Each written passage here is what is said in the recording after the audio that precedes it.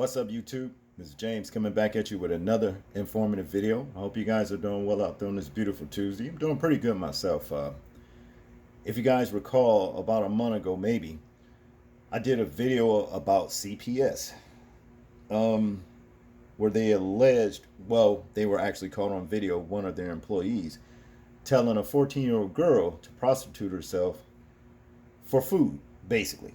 Okay, and if you guys seen the video, I said then I think that CPS should be investigated because there's a good chance that there could be some kind of illegal activity going on, behind the scenes with CPS and children. Just based off one of the employees telling a child to prostitute themselves. Okay. Well, it turns out that there's more allegations that's come about, but from two different women right here. The mothers of some children that was basically involved with CPS. The woman on the left right here, her name is Jennifer Knighton. And the woman on the right is Dornay Thompson. Okay, if I'm pronouncing that right. But anyway, they got some very, very disturbing allegations that they're making about CPS and they're run in with CPS. You understand? And if these things are true, I would say even more that CPS needs to be investigated. Okay? So what I want to do is for us to watch probably a total of maybe 5 short videos listening to these women right here. Now, the lady Jennifer Knighton on the left right here, she's going to go first, and it's basically one 4-minute video. Then we're going to get into Mrs. Dornay Thompson. So stay tuned. A Katy mother who turned to Child Protective Services to help her 15-year-old drug-addicted daughter says the teen was missing while in CPS custody for more than 2 months and eventually became a victim of criminal activity. Fox 26's Randy Wallace tonight with this exclusive. Instead of placing the 15-year-old girl in a drug treatment facility, CPS housed the girl in a hotel and a CPS office where her mother says she snorted Xanax. You have this organization that has all of these resources and they are supposed to protect children. And in reality, they're not protecting children, they're harming children. Missing person, runaway, family disturbance. Jennifer Knighton has physical proof of all the times she called the sheriff's department to report her 15-year-old daughter. Just kind of doing whatever she wants to do. Just kind of out of control. 100%. The 15-year-old has a serious drug problem, and Knighton says she was in fear for her safety and her 8- and 2-year-old daughters. I never wanted her to leave. She wanted to leave by herself, and she made her own choices. My understanding of the law, my understanding of how CPS works is they intervene and they can take temporary custody of a child so that the child can get the appropriate care that they need. And that's what you wanted. Yes. But Knighton says that's not what happened. Instead of placing the teen in some sort of drug rehabilitation program, the state kept the girl in a CPS office at 9460 Harwin during the day and a hotel at night. What did your daughter do while in CPS care in that office? There was drug use in the office and she walked right out. Just left? Yeah, she just walked out. Nobody tried to stop her. They did nothing. The girl was missing for almost a week. Somebody told me that she had been picked up and I was the one that made contact with CPS. Knighton says CPS told her she was in the hospital for a medical exam. The next day, the team was back to the CPS office and hotel. She and another girl ran away and were missing for 2.5 months. Well, criminal things happened to her. Yeah, a lot of criminal things happened. And other children as well that was with her? Yes. Knighton says CPS would not give her or her attorney any information about the search for her child. Gave me custody of my missing child back while she was missing. And something was given to HPD. They falsified that she had been recovered. when she had not been recovered.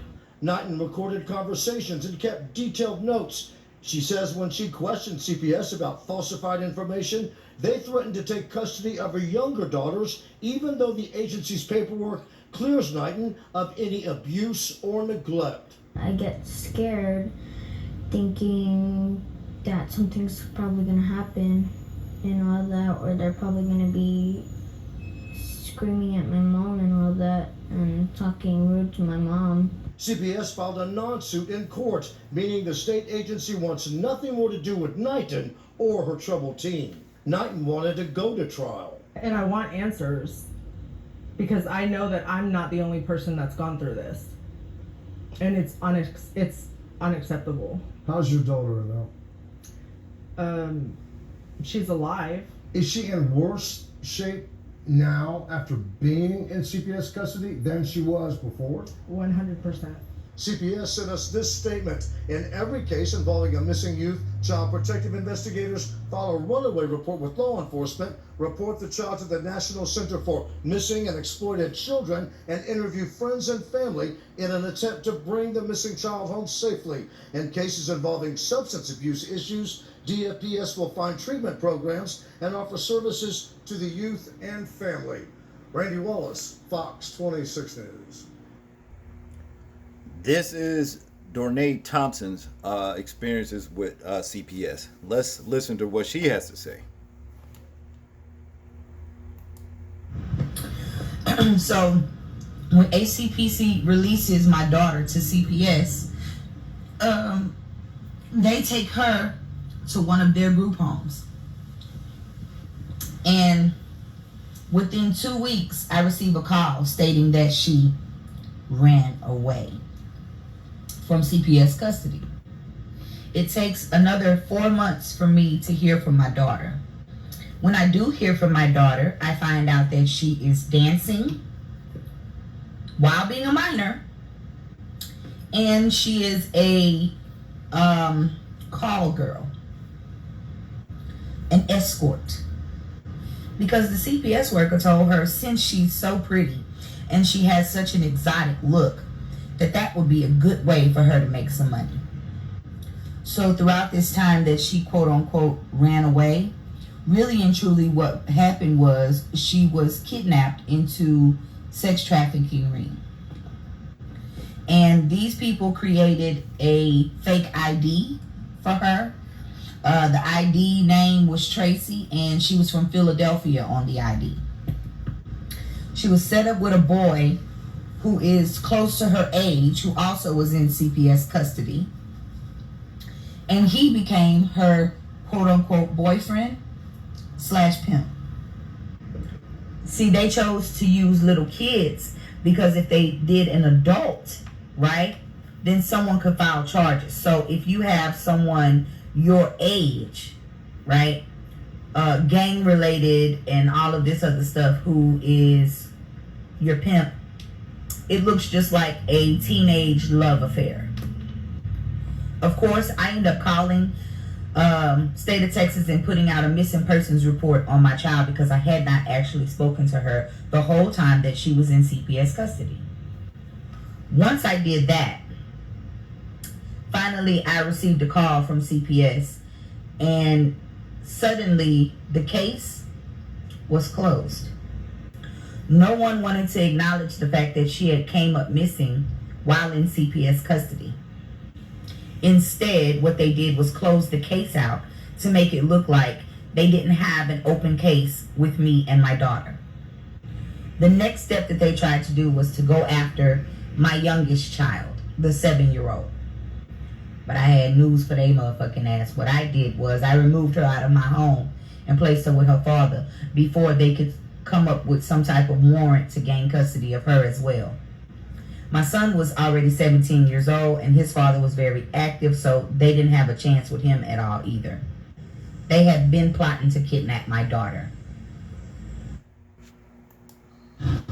So like I stated in the last video, they had provided my oldest daughter with a CPN number and a fake ID that matched each other, which gave her the opportunity to be able to purchase things that an adult would purchase, such as cars, clothes, alcohol, all of the above.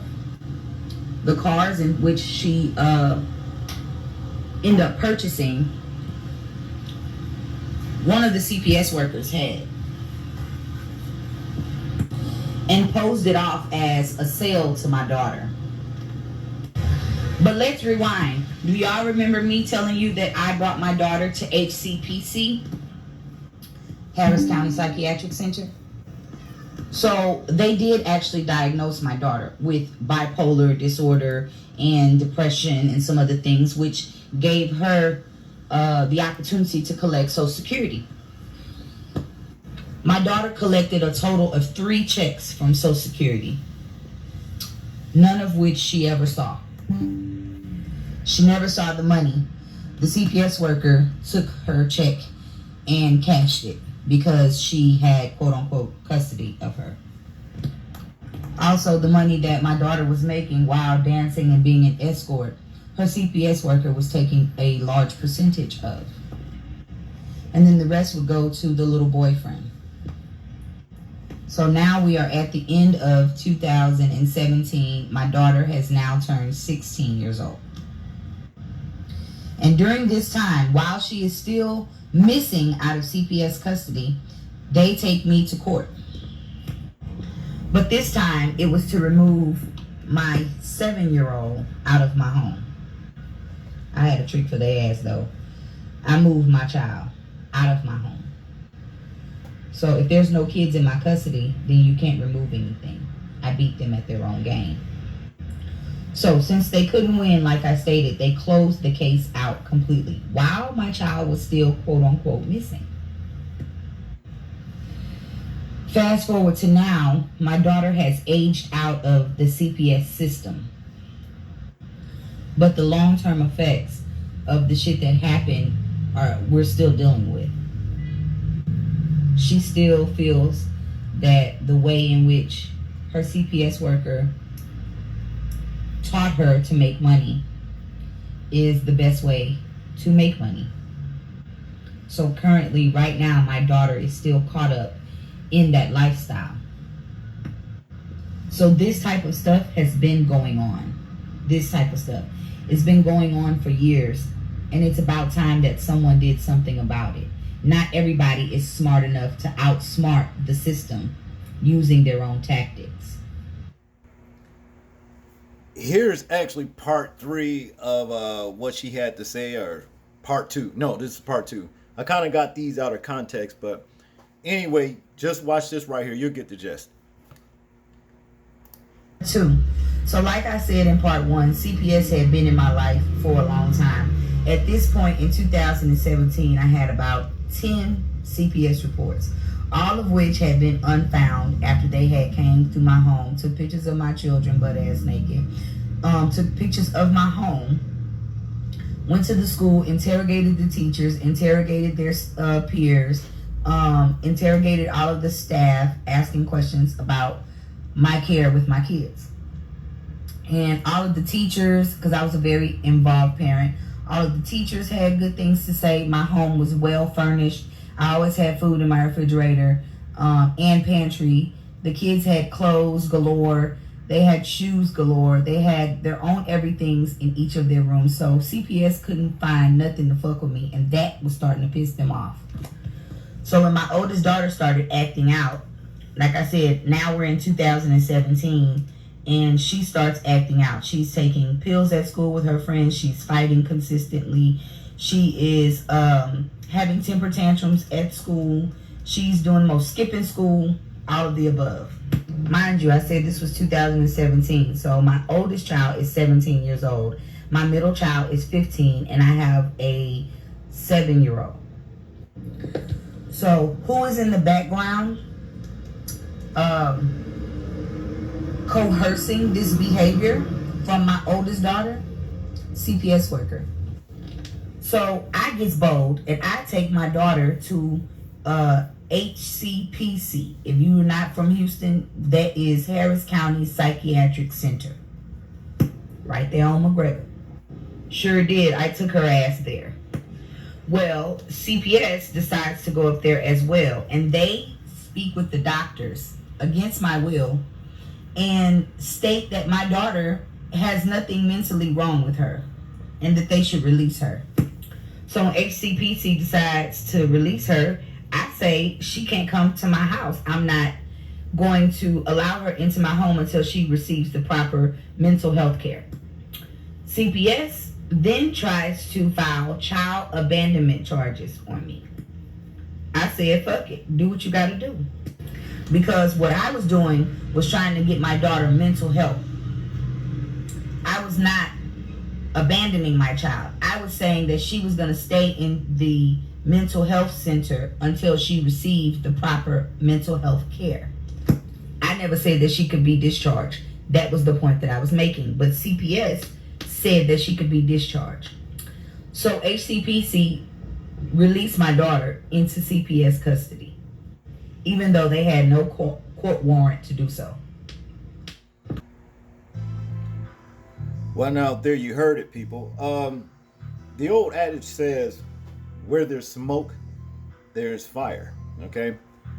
Not all the time, you understand, but in this particular situation right here, I do believe there is fire going on the real, you know, because I noticed the two similarities between these two women in their situations with their children.